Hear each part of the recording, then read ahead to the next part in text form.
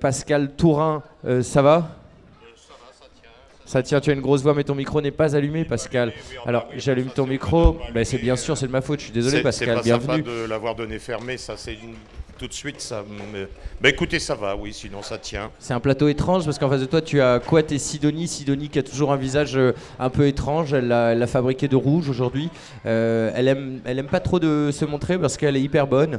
Et justement, ça permet de garder une distance avec les hommes qui, de manière un peu trop facile, oui, auraient envie de se jeter sur elle. Moi, je l'ai connue, elle faisait 2 Doni même. Et petit à petit, elle grimpe, on en est à 6 Doni maintenant et c'est énorme, quoi. Calembour, on a dit pas de calembour, Pascal Tourin. Oui. Attention, tu perds ta place. Je continue à parler avec Couette. On revient avec toi, Pascal. Mais attention, un calembour fait perdre 2 minutes dans cette émission. Hein. Je ne le savais pas. C'est sévère. C'est pas très fair play de ma part. Je t'avais pas prévenu, mais c'est aussi ça la chambre à air, des surprises et des rebonds de travers. Je le disais, Couette, qu'est-ce qui se passe?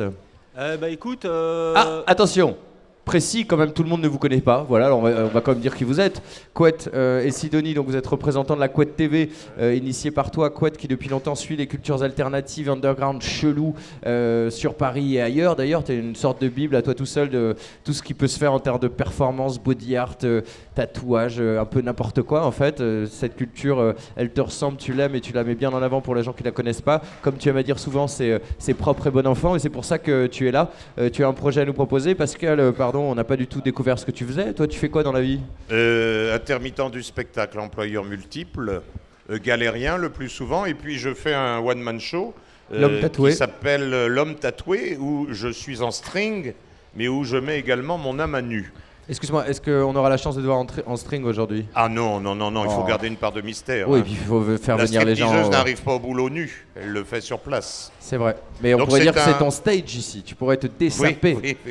Mais non, on va garder le suspense pour le spectacle. On va garder des tatouages. Alors pourquoi tu t'appelles L'Homme Tatoué? C'est quoi ce spectacle?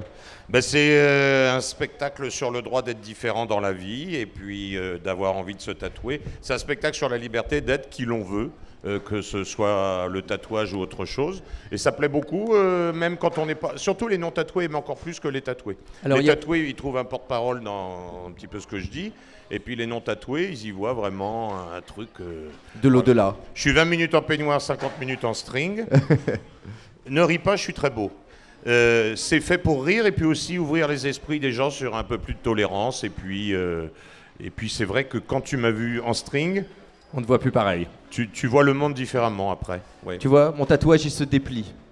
Mais j'en ai plusieurs qui se déplient, qu'on pourra peut-être pas montrer là. Et ça se joue dans la cave de la Cantada, qui est un lieu magique pas très loin du 18, qui est dans le 11e, qui est un bar à absinthe. Et puis dans la cave, surtout, ce qu'il faut dire, c'est que c'est gratuit. C'est-à-dire, je fais pas ça pour me gaver de thunes, c'est gratuit, puis à la sortie, on donne ce qu'on veut. Vas-y, tu pourrais te foutre à poil ici, on te file de l'argent après, quoi.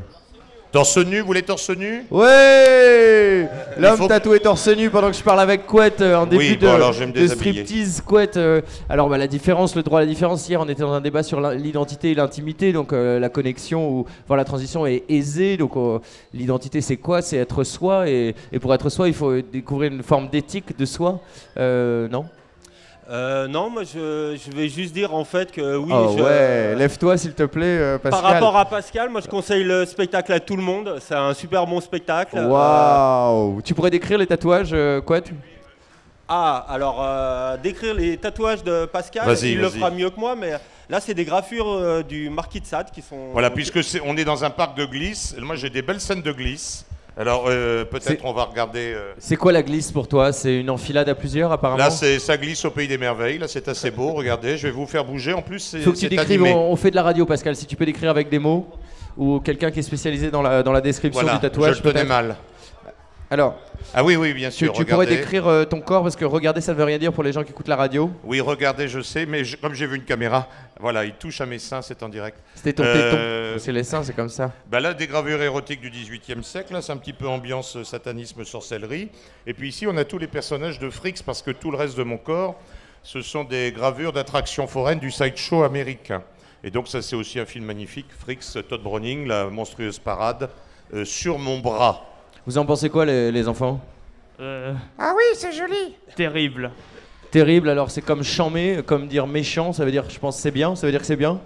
Ouais. Et toi, t'en penses quoi? Bah rien, bof. Bof, il dit bof, voilà, un choc culturel en plein dans cette chambre air. Pascal, merci, c'est impressionnant. Hein. Le reste du corps donc est dévoilé dans ton spectacle. Voilà, tous les mercredis à partir du 3 août à la Cantada. Ça veut dire quoi être soi, Pascal? Être soi, ça veut dire faire le moins de concessions possible, peut-être. Ça veut dire... Oui, c'est ça, c'est se faire chier le moins possible dans la vie. C'est ça, oui. Tu confirmes, Couette? Ouais, je confirme. Et tu en dis quoi? C'est quoi? Pourquoi être soi, ça veut dire quoi? Non, mais je suis tout à fait d'accord avec lui. Faire le moins de concessions possible et vivre ce qu'on a à vivre et pas se dire qu'est-ce que les gens vont penser. Ça, c'est un peu des banalités, quoi. Il faut que tu donnes des techniques de survie aux gens qui ont vécu comme nous et qui ont survécu à cette fin du monde et qui veulent être eux-mêmes maintenant, qu'ils ont compris qu'avant la fin du monde, ils n'étaient pas eux-mêmes, ils étaient dans un simulacre. Aujourd'hui, ils veulent être eux-mêmes parce qu'ils n'ont plus le choix. Ils sont là, ils sont en vie comme toi et ils doivent survivre. Alors, technique de survie en conditions post-crash, dans un monde où on veut se libérer. Technique, comment on fait pour être soi? Tout à fait. Alors, c'est marrant que tu parles de ça. On a monté avec Sidonie une société, en fait, pour t'expliquer simplement, en fait, c'est un habitat de survie. Alors attention, habitat de survie. Habitat de survie.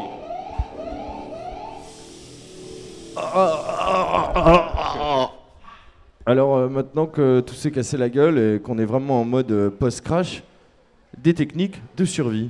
Non, alors c'est un habitat de survie parce que quand on nous parle de cette fin du monde, on ne sait pas en fait quand elle va nous arriver. Elle va nous arriver tel jour à 18h52 et 35 secondes, etc., etc. Donc en fait, on s'est dit peut-être que le jour où ce sera la fin du monde et qu'on se prendra tout sur la gueule, il y aura peut-être le problème qu'on sera peut-être dans la rue en train de faire des courses ou on sera peut-être au cinéma. Donc on s'est dit pourquoi pas inventer un habitat de survie. Génial. Donc, elle nous présente l'habitat de survie. Attention, notre rubrique téléachat. Voilà. Alors qui est une mini maison qui nous permettra en très peu de temps, donc elle va rentrer dans la petite maison et qui nous permettra en très peu de temps. Dans le micro, Jérôme, je te prie.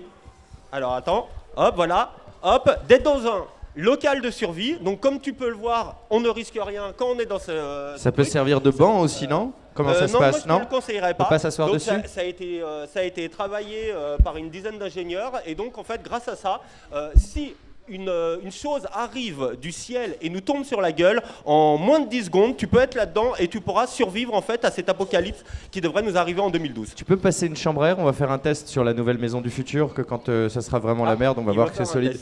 Attention, crash test en direct. Hop, attention. Eh ouais, ça tient, c'est efficace. En effet, un jeté de chambre air sur la maison post-crash anti-nucléaire, eh bien, prouve que la chose est solide. Merci beaucoup, Couette, mais de rien, tout le pour cette intervention. Et on retrouve où les informations de Couette? Où on retrouve tes infos, Couette? Alors, on a monté un site qui s'appelle Je vais mourir en 2012, et donc où vous pourrez acheter pour la modique somme de $19,99 en fait cette maison. Donc il y a différentes couleurs, donc tu peux la faire peindre en rose mais c'est un petit peu plus cher, c'est $22,99 pour la maison en rose. Donc en gris, c'est le modèle le moins cher, ça coûte $19,99. Et ça vaut le coup de survivre pour $19,99. C'était un point télé-shopping. Tu l'achèterais, toi, Pascal? Peut-être une précommande? C'est assez tentant, il faut reconnaître. En tout cas, ça va faire un carton, c'est sûr. Mais moi, le jour de la fin du monde, j'aimerais bien qu'on me prévienne la veille que je fasse pas la vaisselle, quoi. C'est tout, quoi. Moi, je veux bien qu'on prévienne la vieille, histoire qu'elle fasse la vieille et la veille, oui. Pascal, oui. On a déjà vécu la fin du monde.